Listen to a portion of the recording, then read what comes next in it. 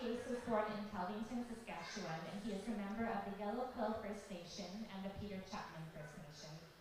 Upon graduating high school in 1991, Kevin completed a Fine Arts Studio Diploma program from the University College of Fraser Valley in BC. In the mid-90s, he explored various programs in art history, archaeology, anthropology, and native studies at Capilano College in North Vancouver.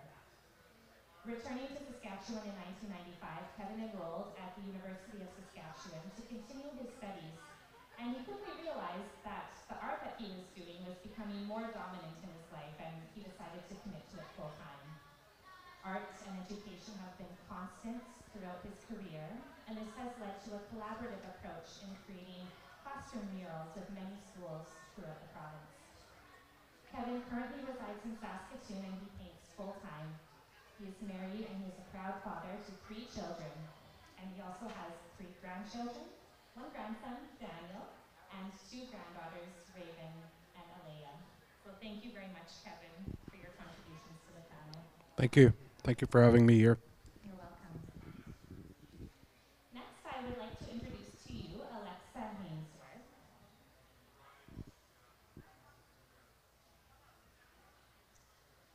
Alexa Hainsworth is the Member Services Coordinator at the Saskatchewan Craft Council, and she has been in that role since 2016.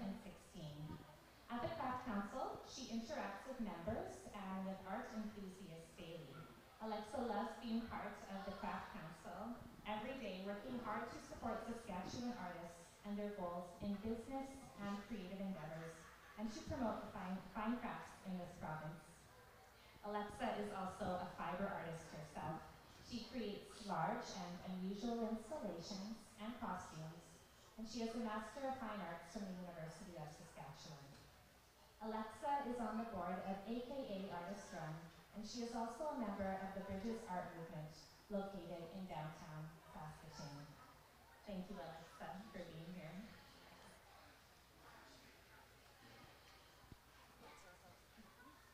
And now you're seeing the interior of Colleen and Les McPherson's home.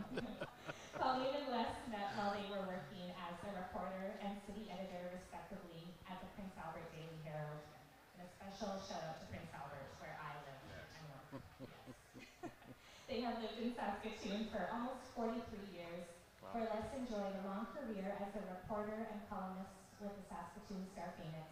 And Colleen was a stay-at-home mom, and she pursued freelance writing opportunities and was news editor at the University of Saskatchewan for 15 years. Les is now happily retired, and Colleen happily serves as chair of the board of Saskatoon Public Schools. They have bought a piece of art every Christmas for as long as they have been together. Nice. So we're very happy to have perspectives here from an artist, another artist, and someone who works at a gallery, and collectors, people who support purchasing original art. So what I'm going to do here this afternoon as moderator is pose a couple of ideas and use those as jumping off points to ask more specific questions to each of our panelists. But first, I would like to hear a little bit more of each person's life in art.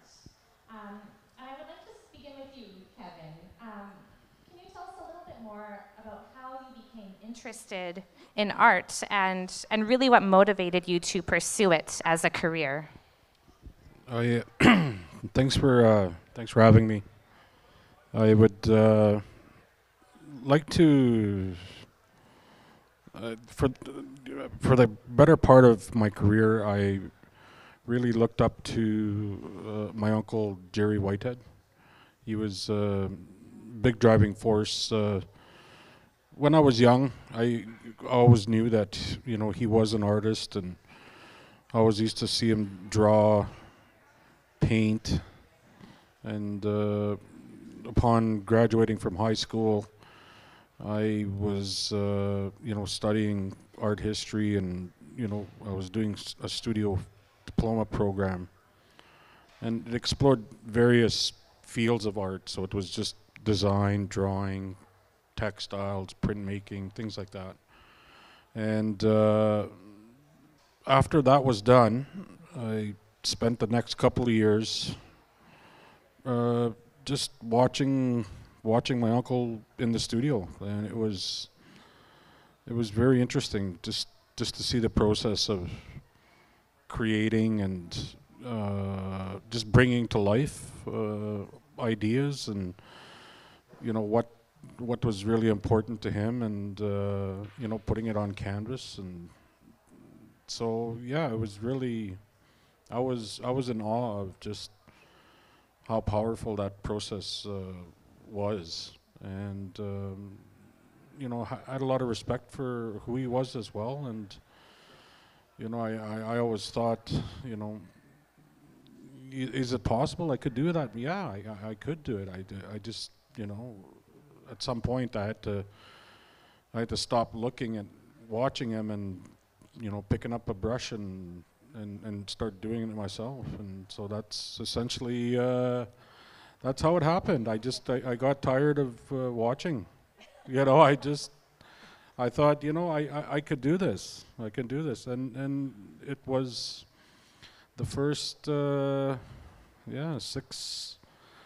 years of my career were the worst. It was like, it is a very tough, if you're gonna go out and you're gonna start picking professions, I know every profession is tough, but you don't wake up one day and decide you want to become an artist, and that's what you want to do for the rest of your life. That's not normal. But I grabbed it. I grabbed the opportunity, and I really knew the commitment was for the long run, and it was just, hang on, and no matter how hard it was, just keep at it. And there were so many lessons that I learned at the beginning. Like the first 6-7 years were just, I wish I could forget them, but you can't. When you get to the point where now it's 27 years now that I've been painting, and I can't give up any of that time just for the amount of bad time that I had then. It was, you need to go through those moments like that, and for me it was essential as an artist to learn what it's like to be tested on what you're doing, if that's what you love to do. And yeah, I've came to the point where I doubted it quite a few times, and I'm glad I didn't. It was, but I had a very strong support system. My wife, Victoria, had. She was. That's an interesting story I'll tell later, but definitely the wife helped. But yeah, it was. That was my beginning, and I'm approaching 30 years now, and it's getting bigger. So very interesting. Thank you. Thank you. There's so much more behind when we hear that, oh, someone studied here, or someone's been practicing for this many years, or is represented at this gallery. There's a lot of decision making and feelings that bring you to that place. So thank you for providing a bit of insight into that. Alexa, as a representative of the Saskatchewan Craft Council, I'm wondering if you can tell us a little bit more about the mandate of the SCC and the history of it. Well, the Saskatchewan Craft Council really is a place where we nurture, recognize, and value craft. We support local artists in Saskatchewan, artisans, to flourish creatively and economically. Our organization began in 1975 with 57 Saskatchewan artisans who came together to build a communication between one another to bring awareness to craft, elevate craft, learn from one another. And so it really began with a need to come together as a community and educate the public about the importance of craft, learn how to become business people and sell their work, market themselves. In the beginning, artists were doing workshops with one another, learning from each other in multimedia, many multimedia kinds of crafts. So from glass work, weaving, tapestry, clay hand building, metal casting, you name it, woodworking. They were all sharing and contributing their ideas because there really wasn't that before the 70s, right? So they were creative people, but they were all doing it sort of on their own. And 57 people came together and said, let's bring craft to our community. In 1976, they started a celebration of the finest craft in Saskatchewan, and they called it Dimensions, which is something that we still continue to this day. It's a biannual exhibition of craft that tours across Canada, and there are awards for different kinds of media in Dimensions, and I think it really pushes artists to hit their mark. You know, they decide that they want to go after a certain aesthetic and a certain punch, and they really go for it, and it's brilliant to see. We have today 300 members of the Saskatchewan Craft Council, so it's grown quite a bit, and we're always seeing more and more people wanting to be involved. Our mandate really is to support artists to flourish creatively and economically. And I love working with artists every day. I love hearing them. I love giving them advice or helping them to be the success that they want to be. Something I really value about the Craft Council is the range of possibilities that it shows me. I feel like every time I come in there or I check out the website, I see different ways of working with materials, sometimes really unexpected things. So I like that there's this focus on supporting such a variety of media and sharing that with the public, but really nurturing the practices of the artists too. So thank you to you and the Craft Council. Colleen and Les, I want to know a little bit more about how you became interested in art to this extent that you're purchasing it so regularly, maybe more than every Christmas. Can you expand on that, please? Well, I think actually I got tired of returning clothes that Les bought me for Christmas. And what we decided was that we would invest in a piece of art every year at Christmas instead of struggling to find, me to find him a tie and him to find something for me. And so we started a process of taking an afternoon and touring around galleries in Saskatoon and looking at art. And of course, the first pieces we bought were about that big. And as we've developed, through the years and our careers have advanced, we're buying pieces, So it's been lovely. It's been a lovely opportunity to see a lot of art. We really focus on Saskatchewan artists when we make our purchases as well. But we've discovered so many people that we had never heard of before and seen some tremendous work. It's always a great December day when we go out art shopping. I think Saskatchewan should be so proud of its artists. Whenever we go to another city, we go look at the galleries there, both the public and private galleries. And the artists in Saskatchewan are as good or better than the artists anywhere in the world. I'm telling you this. I've seen it all over, and these guys here are really, really good. And it's collecting. We've been lucky enough to meet a bunch of artists, and they're always fun to meet. And most of them, they don't make much money, and they're very poor at marketing their own skills usually. And so kind of a side benefit of collecting art for our own benefit is that it gives us an opportunity to support these artists who do so much to make our lives so rich in this province. Can I just identify these pieces? Yes, please. So on your left is a Daryl Bell. It was a piece we bought from Daryl just before he passed away. And on the other side is a very early Ian Rawlinson. And if you know Ian's work, he's best known for painting really dark night scenes.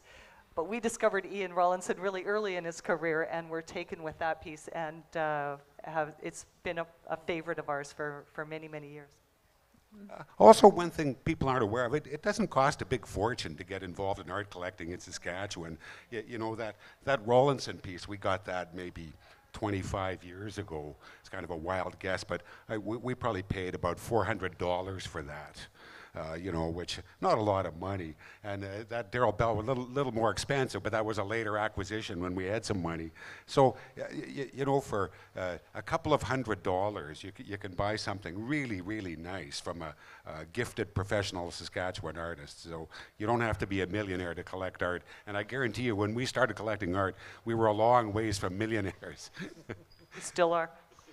Well, and I think there's a lot of possibilities of ways that you can acquire art, whether it's the type of art you're looking at. Maybe it is a smaller piece, like you said, to put on the wall, or perhaps it's a mug, like that you use every single day, and you come to appreciate that daily use and having that in your life. Or perhaps it's like a scarf or a piece of jewelry. There's so many possibilities.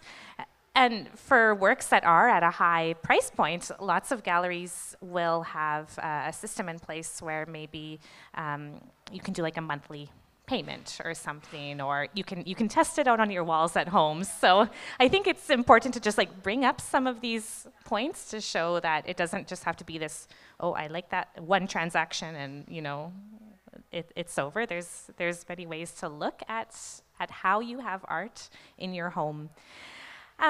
Thank you very much, everyone, for expanding on the introduction.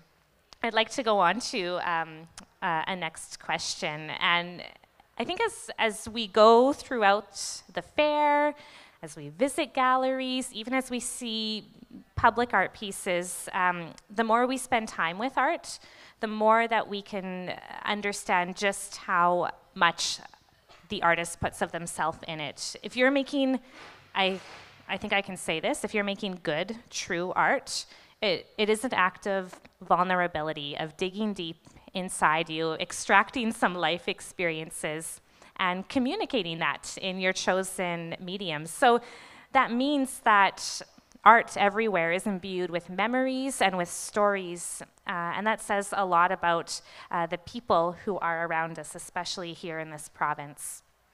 So, Kevin, I'd like to use this as a jumping off point to ask you a question, because your work is so much actually about working with other people, and they have a really strong relational component and collaborative component. So, can you share with us how visual art is a vehicle to honor the people in your life and also to build new relationships? Yeah, so... Interesting you brought this image up. So sometimes with art, you're trying to figure out that the space where it goes, you know, what, you know, who's going to be seeing this, or, you know, how public is it going to be, or, you know, because I mean, I've done murals where they never see the light of day, you know, they're tucked away in some hallway somewhere, or, you know. This particular piece, though, this one is actually in a round kindergarten room, in Flying Dust First Nations, I believe. And so they had called me up one day and said that they wanted something that was positive and bright, and something that was the kids could be something they can look at, and it was friendly and positive. So I thought, okay, well, that's those are good parameters for it. And the wall is actually on a cinder block, and it's curved. And so I drove into Meadow Lake. I believe it was on a Wednesday night. I must have got there around 7 o'clock, and I started right away. And the border color that was on there, that's actually that was the color of their wall, was that brownish reddish color. And so they said that I could do whatever I wanted. And so in order to brighten up that wall, I had to apply primer to anything that has color on there has primer underneath it. So I had to prime everything there still. And started Wednesday. By Friday, so it took me about two and a half days to work on it. But when I was done, the kids, though, they were all sort of jammed up in that's like a bench right around there. So they all sort of just sat there, and they were all wanting their picture taken with it, and they were all kind of saying, well, there's my mother, and that's me, and that's my sister, and that's my brother, and then that's our tree right there. That's the one in my backyard, they were saying. And then, of course, they're talking about the earth. And I'm thinking, okay, well, So it became a piece that was, for kindergarteners, they just absolutely loved it. And that's who my client was, really. It was those little ones. And I figured, I did what I came to do. And they were all happy with it. I was happy with it. But, everything in the art that I create, it's about family. And I was... I'm no different than anybody else out there that has a part of, because they're a part of a family. They're all part of something bigger than themselves. And I was really close with my mother until she passed away, and I tried really hard to become a good father, and really tough when you're an artist, and it's just juggling all sorts of things. But family is always the constant. It's always there. And, I know that when the time comes, my art will show that. And when people look at it, and, they can relate to it in some way. And the style of the artwork, it lends itself really well to clients and people that just say, I'm a grandmother. I have like 3 kids. They commission me to do things that, I did this one painting for this guy one time, and he says, "Oh, I'm a Busham, and I got 13 grandkids, and so I had to do this painting, but it had all these kids all over it, and I was just like, wow." And I was just like, and I said, "Really, these are all your grandkids?" And I was just surprised, And then, but he really wanted all his grandkids in his painting, and then after, when he came to pick it up, he kind of made a joke to me. He goes, Oh, I just thought I'd let you know, but my daughter, I think she's expecting another kid. So you might have to add another one later. And I said, well, just bring the painting back and I'll add it somewhere. He goes, you're going to be running out of room after a while. He says, well, then you're going to have to buy another painting. I know. So, it's kind of weird, but, I mean, for a lot of the stories that I've done work for people, it's fun for them because it just reminds them of their own family and their own kids. And, yeah. I really appreciate that aspect of your work. It's so strongly informed, of course, by your family ties, the people in your life, but then that output too, that part that you can't control when you put it out into the world, people may have similar ideas about the importance of relationships. So thank you for sharing that. Thank you. Yeah. So going back to that idea about artists being really vulnerable, right, in what they create, it can be really scary to share that. So Alexa, I'm curious, how does the Sask Craft Council work to make a community, a really safe space for artists, to encourage them to be creative, to not be limited, and also not to make work to fit in a market? Can you expand on that? Well, we have our location on 813 Broadway Avenue, and so we get people coming in to visit us all the time to see our 6 exhibitions annually, and we have a boutique there, and we have administration offices just above our gallery on the storefront there. And so it's called the Saskatchewan Craft Council, but I really think it's a Saskatchewan community, really. It's not so, council could maybe be a little bit, not the right word exactly. I really do think we're more like a family. I really care about my artists and their success, and I think we really help them to see that they are good at what they do. And so, yes, there might be a focus on production or marketing, but when we give them the tools to do that themselves, they thrive.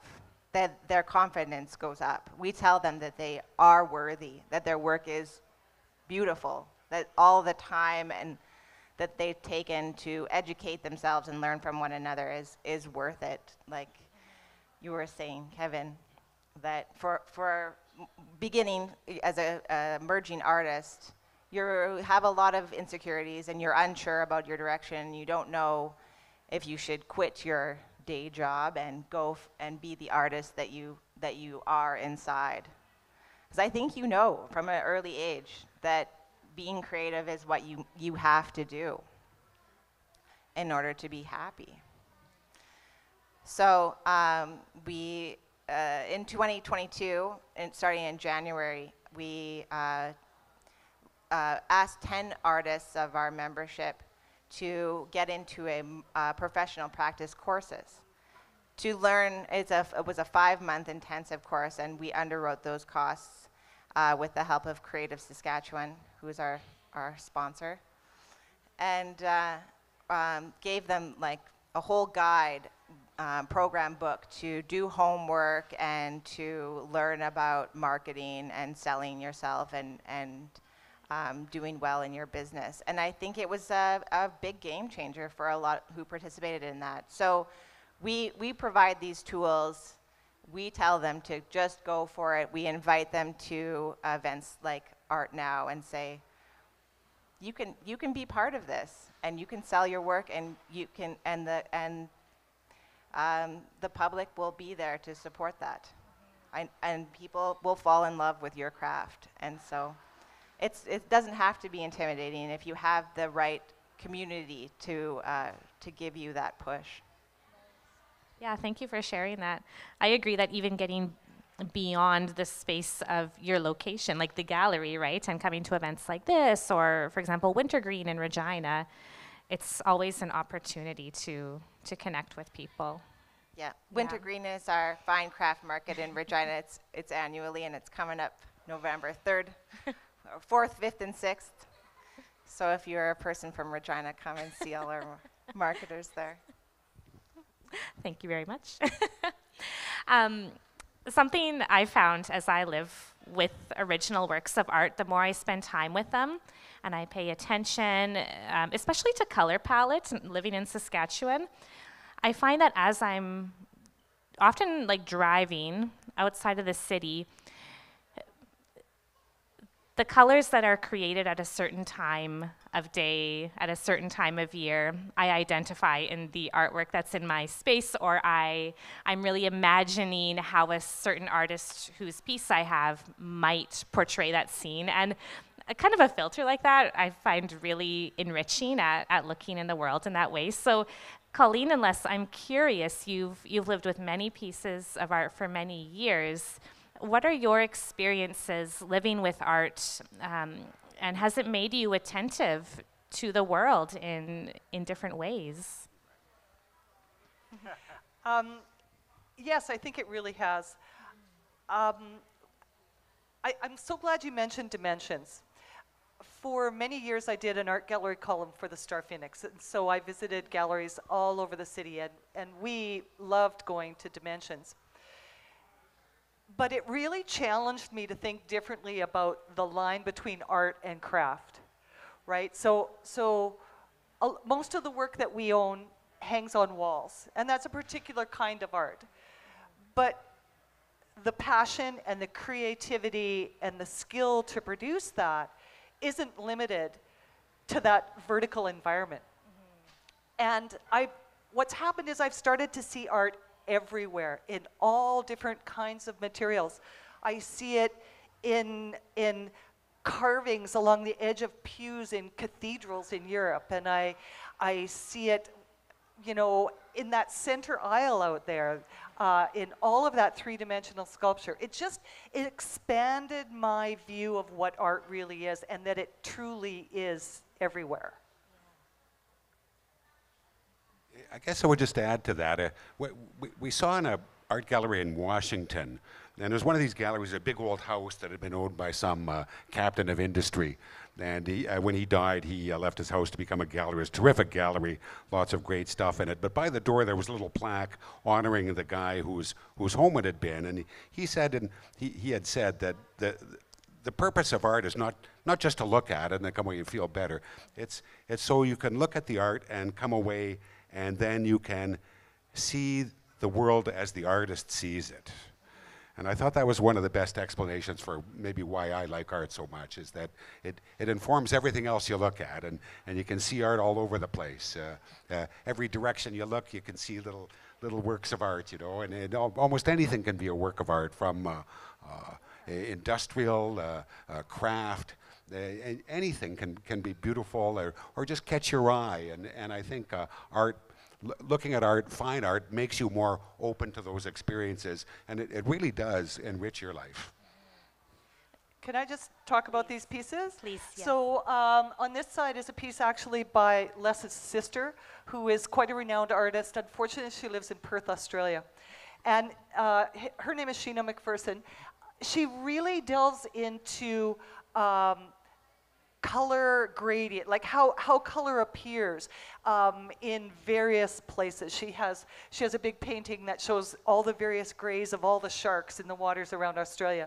This is her depiction of a kingfisher. And you can see that each of those bars of color represents where the color appears on the actual bird. So the male has the red stripe and the female lacks the stripe, and the dots you could see. So if you saw an image of a kingfisher and you scanned it from top to bottom, you would see those colors and shapes. It's very interesting. This is on the other side is a piece by Dmytro Strayak.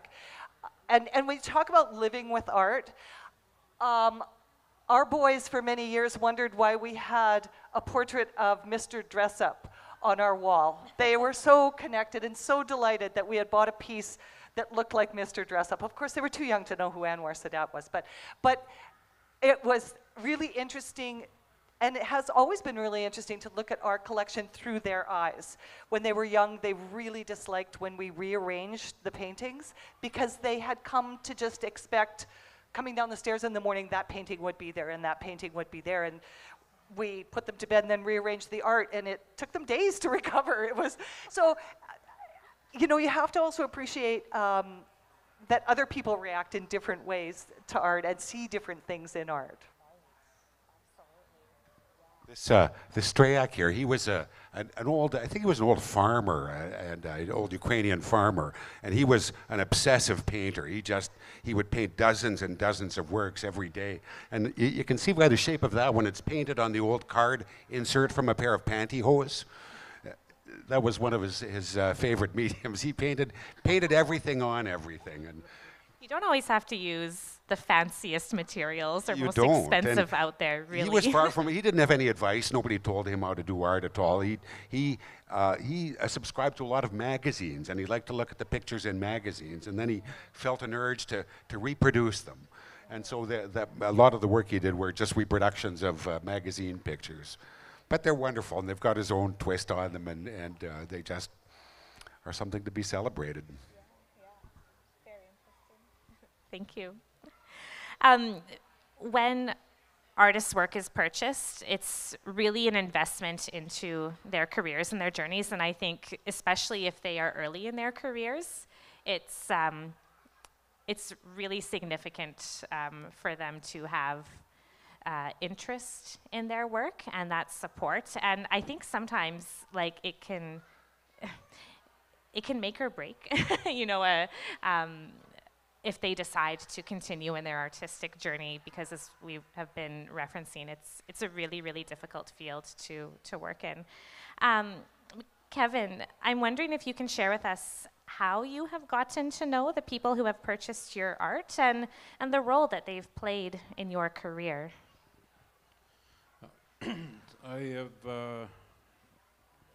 Over the years, I have had the privilege, I guess, of just getting to know a lot of the clients that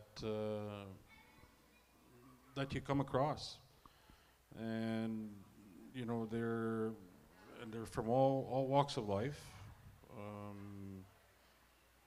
and it's, you know, I've had some.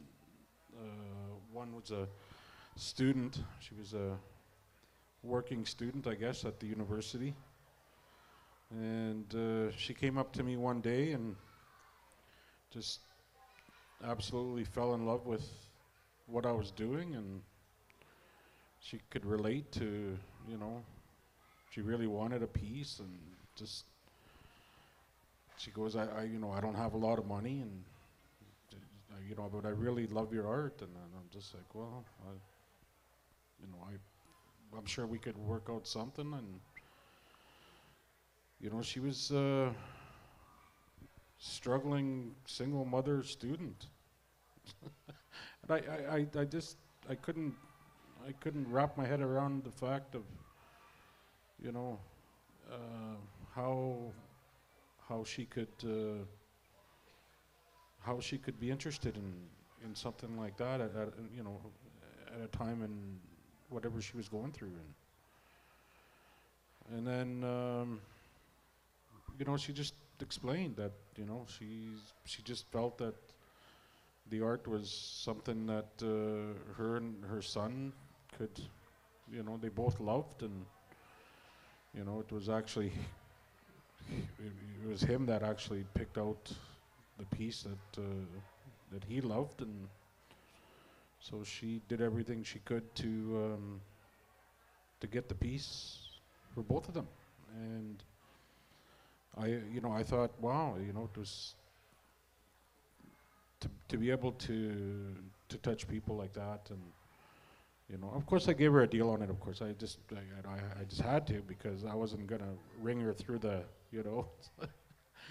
And but these are, you know, you meet clients like that, and people, and you know, I'm interested in why they love the art too, but for most part, they have their own reasons, and they just sometimes they don't want to tell you, and other times they don't want to meet you. You know, as an artist, they're just like, yeah, we love the art, but we don't like the artist really. Well, we'll buy the art, but yeah, well, there's no need for us to meet. You know, we're just, you know, we'll transfer the money and that's it. You know, and I'll be like, okay, well, you know, whatever. You know, but you know, that's just you know, you come across clients that are like that.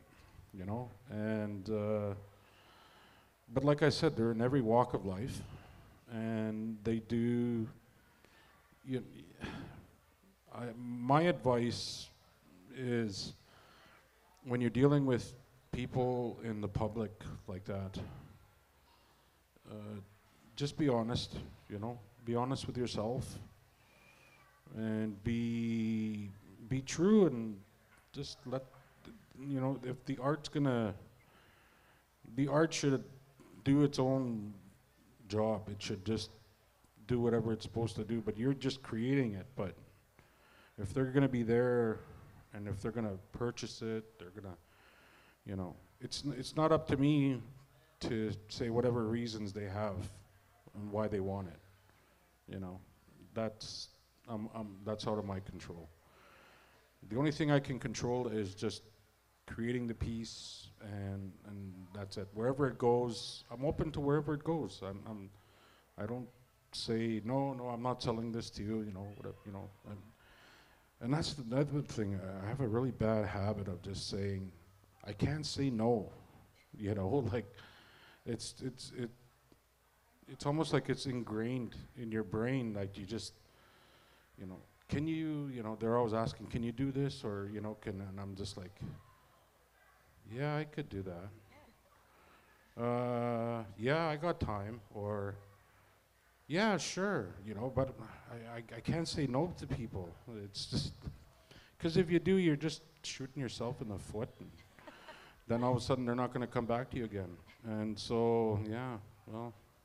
We were just remarking briefly right before this panel that, like, Kevin's working on a big project in his studio right now, and he's really in the mindset of developing that work, and it's a shift to come in this setting and speak on stage to everyone, right? And that's probably this constant exercise in having to shift your mindset. Well, my mind is over there right now too, and I was actually just working on it before I came here, so it's kind of like, well, I'm committed to here too, but I'm also committed to there. But yeah, it's definitely interesting working with the community. Thank you. A lot of times people are, I think, if they don't have experience with art in their lives, it can be quite intimidating to be in a gallery space, like public or private, any type of gallery space. So, Alexa, I'm curious, how can people engage with artwork if they don't feel that they have experience doing that? And do you have any examples of how the Sask Craft Council has provided kind of an entry point for people to engage with these handmade objects? Well, I would say we do have a public newsletter that we promote our artisans through, and we ask that our artists give us the events that they're partaking in, so we can promote those things. So they're doing their own markets and exhibitions, and the public can go to that newsletter and hear all about that. I think when people do meet the artist and they understand the process and what's involved in making a creation, then that melts away. The fear of art, or that they don't understand it, melts away when people are educated. You know, when people hear the stories behind the work, or meet the artist. I think that helps kind of bridge that fog, that darkness that if you don't understand art, that you can't understand art. I think it is in everyday objects. I think that craft is so tactile. You know, that even a baby can understand it because it's instinctive, right? You want to touch, you want to interact with it. It's compelling. It's activism, you know, that art is activism and that it is in the public sphere. It is everywhere you look. Even a crow can sit on a sculpture that's in a garden, right? And understand that they're part of the art. So I think it's the gallery's job to educate and to always evolve language so that people can really understand it, break it down, that art isn't a scary thing. It's about beauty, and it's about, it's cerebral, and it's tactile, and it's so many things. It's the quilt you put over you when you go to bed. There's just so many parts of features about art that people can understand. There's so many parts and there's so many questions that you can ask about any piece. And I think it's important for people to know that it's good and okay to ask questions, especially when you go into a gallery space, because just as you say, it's that talking about it that really makes it a meaningful experience as you engage with works of art. Yeah. Another little plug for Saskatchewan Craft Council, if I can say this, just based on like what you have done and content that you have produced that can be an entry point for accessing art. There's some wonderful online resources, and in particular a video that was recently made of Iris Hauser and Zach Hauser, and it was made because they have an exhibition at the Craft Council right now. It's a really lovely look into their lives, into their studios, and I find that so insightful to get to know their work, and then it makes me more curious about other works as well. So Yeah. I really value that the Craft Council does that. Yeah. Visit Duet. They're a married couple, and one's working in furniture, and the other is a fine painter, Zach and Iris Hauser.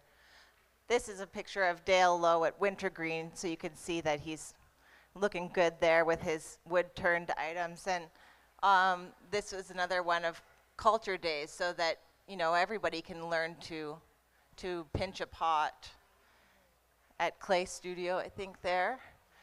And yeah, we do a lot of that, like Nuit Blanche is tonight, and our gallery is open late, and there's all sorts of things happening around Broadway and downtown Riversdale. A lot of them are made by young people. We have Monique Martin and Don Rogel, who are members. I think they're working with George Vanier School to, they've done this recycled plastics into the ocean, like an ocean aquatic theme. So it's an installation of many parts that children create, and it's really wonderful, like a really hot, elevated children's art. Like Monique and Don really were invested in getting school children to create this piece. So I think visit Nuit Blanche after this if you can. Absolutely. Nuit Blanche, I think, runs till midnight tonight. So lots of hours left in the day to see art. And if I can just say, this kind of transitions to Les and Colleen. We need art in schools. And I say this because Colleen has a big role, of course, with the Saskatoon Public School Board. And I think it's so crucial that the fine arts, like every type of fine art, is a part of schools and of education. We all know it's the first thing to be cut, but it's actually essential to, I think, have a really meaningful life. So it's really nice to hear about work that professional artists are doing with students and getting it out into the public too. So Colleen and Les, I want to know if you can tell us about how you may have come to know artists whose work you have purchased. I think we've seen that there's some artists who maybe you knew beforehand, but have you seen how your purchases of artwork have affected the trajectories of artists and of their careers? Well, I can't say that any of the purchases we've made have changed the artist's practice. Okay. But by purchasing art, you allow them to continue to grow their practice and develop their practice. And as I said earlier, some artists, because we've been doing this so long in Saskatoon, we've seen artists' careers develop and unfold, and we've seen their artwork change over time. The Ian Rawlinson is one example. The other is Darrell Bell's painting. I mean, the very first painting we bought of his is a watercolor, and then he transitioned into other mediums, and his final one was a night painting, which was really quite unusual for Darrell. So we have the opportunity to see artists' creative life unfold over time, to see them grow and develop. Darrell was a friend, and we love to meet artists. We haven't met all the artists that we've collected. We have met a lot of gallery owners too, and that's a wonderful experience because they come to get a sense of our tastes, and oftentimes what a lot of people don't know is there's a lot of artwork that's not hanging on the walls of galleries, and they're happy to bring it out and show it to you. And that's always a wonderful experience too. So, Les, you want to add? I think there might be one case where we maybe were a positive drive in an artist's life, and this was a gentleman we came to know. He's a potash miner, his profession, and his wife was a friend of Colleen's. They were both in the communication business, so we'd been to their house, they'd been to our house, and he knew we liked art. And he mentioned one time we were at his house. He says, I kind of dabble in art and do some things. Well, let's see what you got. So we looked at it. It was terrific. I said, like, this is terrific. And we'll buy it. We made him an offer, like right there. We bought a couple of things off him. But I think he's now a full-time artist. I think that helped him get over that hump from being sort of dabbling in art to people like it. People like what I'm doing. I can sell this. There's a market for it. But I think it was more like people like it. Because you never know. Art's kind of a lonely occupation. You're by yourself and you're working so hard, and and to hear when people like your stuff, I think that's very rewarding, especially early on. I know Ken mentioned that story too about people liking your work early on, and it makes a big difference. I hope we haven't done him a dirty turn by, because you can make a lot of money as a potash miner. But I don't know if he'll ever make as much as an artist, but he'll have a more rewarding life, I think. The artist's name is James Clow, and his piece you can see right above the couch. It's a circular piece. So if you went down into a potash mine and saw the face of the mine where they actually mine the potash, the drill head makes that circular pattern, and he's actually produced that piece of work with potash. But he's since gone from that kind of work to doing hyper-realistic drawings of birds. And who knows what direction they go in, but that's the next thing that he was doing from that kind of industrial scale work. And that piece weighs 22 pounds, so it's got big nails in it. But it was just great to see, and it has really been quite transformative for him.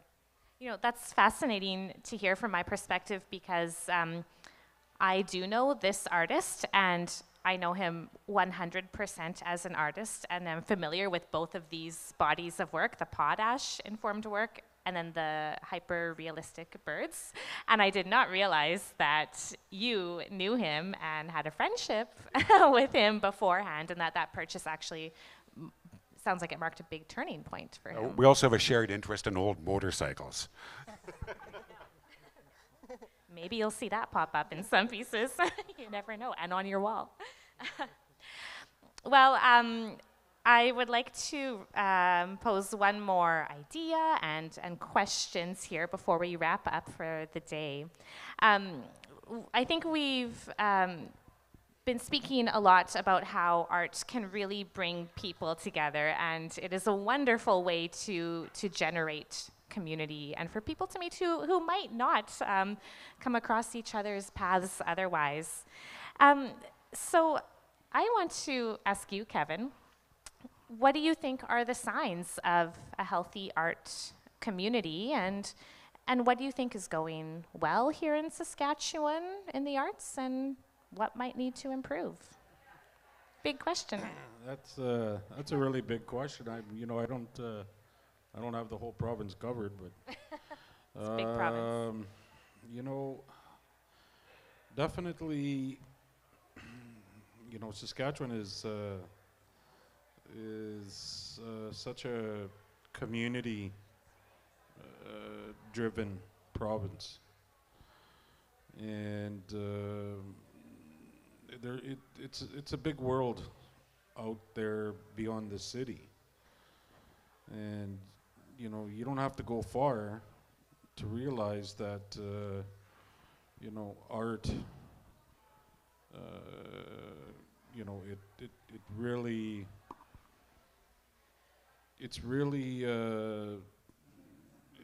it belongs everywhere, and even in small communities.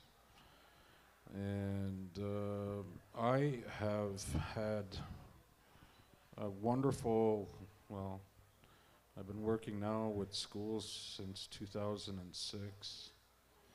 It's about a good 16 years now. And I've been doing a lot of work outside of the city and a lot of the communities, small communities. Recently is Asquith was, I did a mural in one of their schools. Doing one for Fort Capel right now. I did work with kids in Humboldt, Moose Jaw. So I come to have a lot of respect for the community-minded people in our province.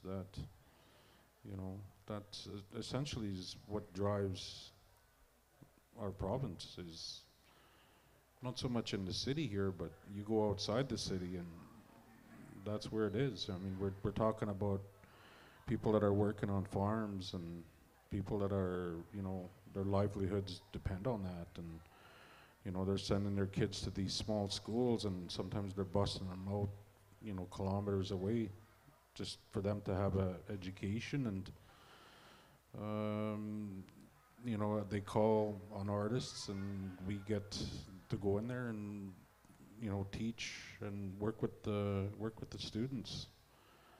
And I find that to be quite rewarding. And unfortunately, there is a lot of the schools, they cut art funding right away, and some of those schools don't have any art supplies, and yet they want to do these projects. And like I said earlier, I don't say no to these guys. I don't. If they want to do it, then I'm all for it. I'm right there, and I'll make it happen as best as I can. But I'm starting to see the bigger picture of being in our province. And early in my career, it was about survival and just about myself. And you really just, that's all part of learning and growing up, not just as an artist, but as a person. And after a while, you need bigger challenges. You need to be tested on a bigger scale, and can you do this? Can you do that? Or and after a while, you do enough of these projects, and it's just like you realize how much ground you've covered, and where you've been, and how many lives you've touched, and people you've influenced, and but it all goes back to when you're just the love of the community, and the people that you're with. And I want to share just a real quick story about a boy. I did a project at Confederation Park School one year, and it was one of the first projects that I did.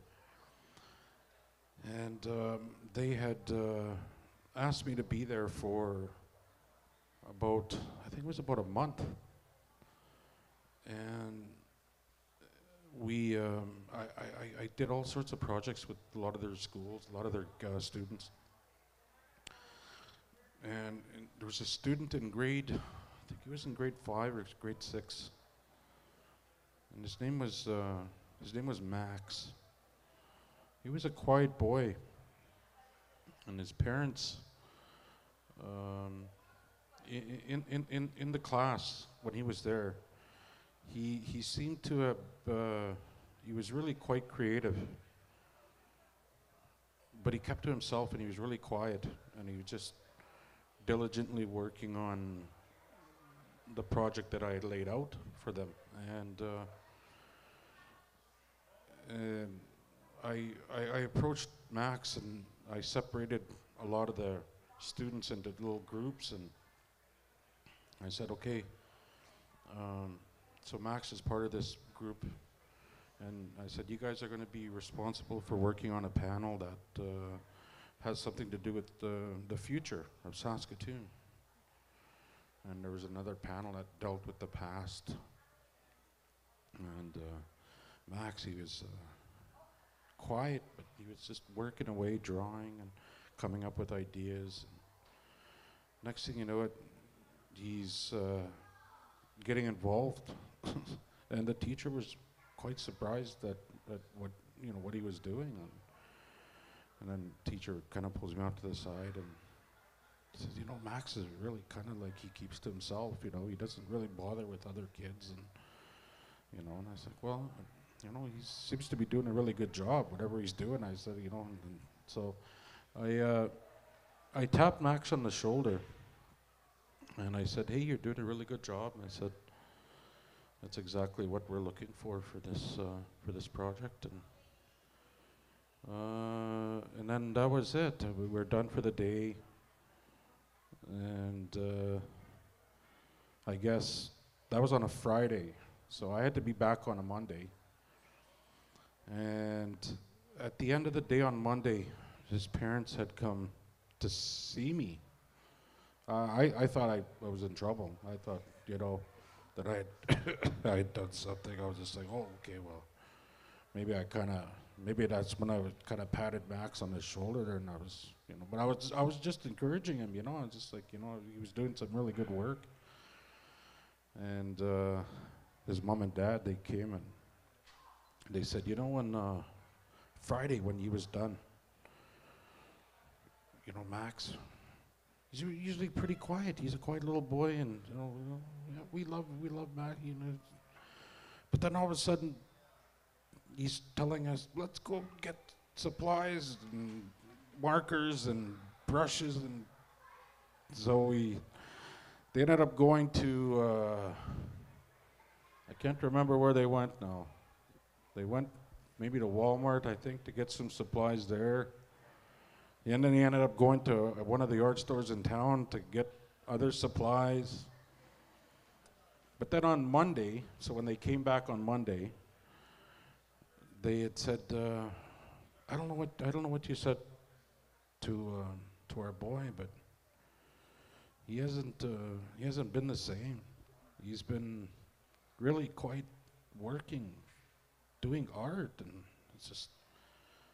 And I said, it's like, well, he was doing really good. I said, I just told him what I'd tell anybody, I guess, but and then. Anyway, the mother was kind of crying a little bit, and I felt bad because I didn't know what to say, and the father shook my hand, and so that was 2006, Confederation Park. So grade 5, must have been about another, I don't know how many years later, but I ran into his parents again, and he had went on to the university. And excuse me, he went on to University in Fine Arts. Wow. And so, wherever he is, sure he's making a life of it, but definitely the power of community, art. Yeah, so interesting story. That's quite remarkable. Yeah. Thank you for sharing that. And Yep, thank you. you know, something it can seem, oh, I'm doing my project. You know, it's meaningful when you engage with other people, but the impact that it can have is actually quite amazing. That's really inspiring. Yeah. Alexa, I have a question for you about interest in craft and in using our hands to make things, in engaging with tactile things. I've just noticed well, we don't have to think about the pandemic years, but in recent years, say the last 5-7 years, there seems to be a real interest in people like taking a pottery class, not necessarily to pursue it as a career, but perhaps as a hobby or just to get to know more about the medium, or maybe trying felting, just a couple of examples. So I want to know, in your view and through your experience at the Sask Craft Council, have you seen the arts community grow in this way where there's just a lot more interest, perhaps as a hobby or a career? And I wonder if that's an effect of our world that is so full of these screens that we want to do more than swipe and type. Well, I know we could talk about the pandemic a little bit. A lot of artists have come up to me and said during this time where everything has been closed that it has been the most productive time that they've ever really experienced, that they can, instead of focusing on so much social, that they can really get to work in their studios. For some people, it's been too shocking and traumatic and they don't feel creative. But I think for the most part, more artists have said that they really have prepared themselves for when things start to open up and they can have exhibitions again, and they are thinking about, what that will look like. It's hard to say if there's more artists than there has been in the past. I think that people do want to create to make themselves feel happy at whatever level that is of creation. And certainly on social media, there's so much to see that is inspiring. That's how I find artists. That's how I, contact people, as I stalk them on social media and say, come and be a member of the Craft Council. I see you're making really great things. It's how I met Kevin here, really. So, and I invited him to the Drinkle Mall to visit an artist, and he made a connection with that artist there, which I was really pleased about.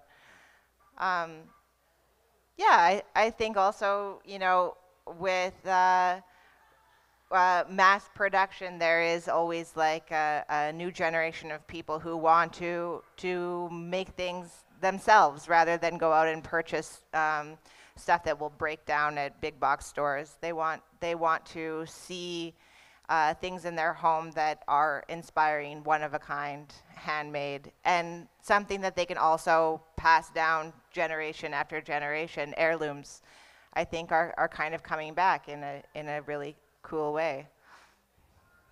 So that's all I have to say about that, I think. Thanks very much. And we've got a couple of images up on the screen here. I think some do come from the social media channels of the Craft Council that perhaps show the variety of things that you can engage with. Yeah, so we were talking about kind of seasonal things. There's a camping, the person who goes to the lake and, this is what they might take with them to a lake, or this is how they start their school year with, getting a Paula Cooley mug and putting their pencils, or, bribing a teacher with a ceramic apple. And then this is an exhibition that we had this summer of small quirks so there were over 100 pieces that we put in the gallery, and all kind of smaller and more quirky. And so people could come in and relate to so many different kinds of craft. And also there was a really whimsical attitude about these pieces. So people could just enjoy how quirky they were. Yeah. Art doesn't always have to be serious. That's right. We can laugh as we enjoy art and look at it too. Last question of the day I have is, again, for Colleen and Les, and I'm curious if there are artworks in your collection that spark discussion or debate with others as they visit you, or amongst yourselves. Is this an example of one? I think most of the debate these days is among our kids about which piece they're going to get when we're no longer here, right? So they're Fair going around enough. putting sticky notes on the backs of the paintings. You know, it's interesting to watch people move through our house and through the space and see the art, because it's very eclectic, extremely eclectic. For example, in the same room as this Wilf Perot, we have a series of pen drawings of very old vacuum cleaners. You know, ones that you would recognize, you know, an old Electrolux and those kinds of things. And it's interesting to watch what draws people in. And there's always something. We find that most people always find something in our house that they say, I really like that. And we don't always ask why, but it's curious to watch people move through the space and react. And this is one piece that we didn't purchase. This was a gift from Les's mom and dad. This is a Wilf Perot, and it's a street scene from Regina.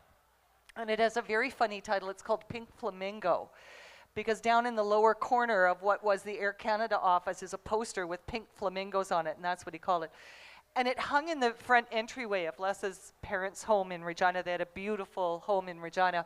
And Les's mother didn't like it because she thought the dirty snow made her whole house look dirty. So she said, here, you guys take it. So, you know, people react to, and we love it. I mean, I really love it, and I didn't even grow up in Regina, so. But it is so fascinating to watch what people are drawn to. Sometimes they tell us, sometimes they don't, but it really varies a lot. And we do have a couple pieces that the kids for sure don't like, and I'm kind of iffy on, but it was Les's pick that year. But maybe you have other commentary on discussions you've had.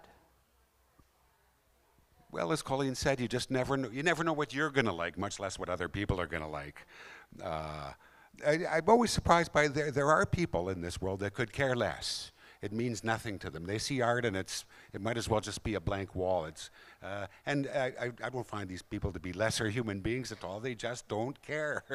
So you got to watch out for those guys. But most of them, I think, do appreciate it and do like to be surrounded by works of art, even if they might not examine every one. It makes the place feel good. You have spoken about the wonderful high quality of art that is produced in this province. What have the pieces of art that you have collected over the years told you about art in Saskatchewan? I'm just going to go back to a comment earlier about when I was doing the gallery column for the Star Phoenix, and I did an interview with David Alexander. And at that time, I think there were something like 27 galleries that were represented in my column every Saturday in the paper, listing the shows and those kinds of things. And I asked him that question. I said, why are there so many galleries in town? He says, and he told me it's because it's a long, cold winter and people sit down by their furnace and make stuff. And he's probably not wrong. That's part of it. But I think it is a rich and supportive community of artists that really encourage people to stay, encourage people to join. I really think it's a very supportive community to belong to. I'm not a member, but I do think that is a huge part of the sustained sustained size of the art community in Saskatoon for sure, and in this province. You would know more about that than I do, and you've spoken about that, how that community comes together, but I think that's a large part of it. But I think you are actually part of the community. It's a big network of many different facets, I think. So well, we support the community in a certain way. Yes. Right? Yeah, absolutely. Okay. Great. I would like to ask if anyone has questions that they would like to ask. And if you do, please feel free to use this microphone in the middle of the chairs.